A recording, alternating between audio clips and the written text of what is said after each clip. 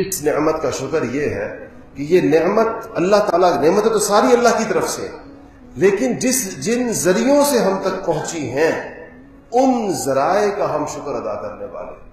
تو ان ذریعوں میں سے سب سے بڑا ذریعہ کون سا ہے؟ رسول اللہ صلی اللہ علیہ وسلم۔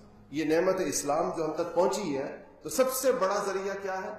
رسول اللہ صلی اللہ علیہ وسلم۔ یہ جو ہمیں درود شریف بتایا گیا، درود شریف کے الفاظ پر آپ نے کبھی غور کیا؟ یہ دعا ہے رسول اللہ کو کہ اللہ صلاۃ ہو رسول اللہ پر، سلام ہو رسول اللہ پر۔ ہم اپنے آپ کو دیکھیں اور رسول اللہ کو دعا دینے کا سوچیں۔ کیا رسول اللہ صلی اللہ علیہ وسلم کو ہماری دعاؤں کی ضرورت ہے کہ ہم لوگ ان کے لیے دعا کریں گے تو ان کو درجات ملیں گے؟ العیاذ باللہ، ہم دعا کریں گے تو ان کی آخرت کا مسئلہ حل ہوگا؟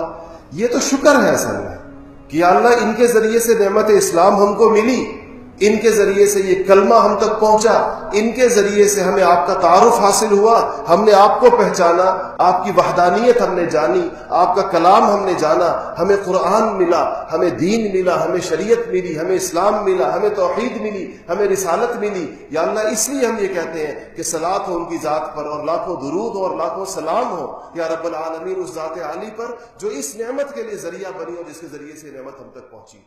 اسی لیے اللہ والوں کو ہم نے دیکھا کہ دن کے اندر ہزار ہزار، 10 ہزار، 20 ہزار دفعہ درود و سلام پڑھتے ہیں رسول اللہ صلی اللہ علیہ وسلم کو۔ اس نعمت کا شکر ادا کرتے۔ جب وہ یہ تصور کرتے ہیں کہ ہمیں یہ نعمت ان کے ذریعے سے ملی ہے تو پھر وہ ان کے دل تشکر کے جذبات سے لبریز ہو جاتے ہیں اور ان کی زبانوں پہ درود و سلام کے نغمے جاری ہو جاتے ہیں۔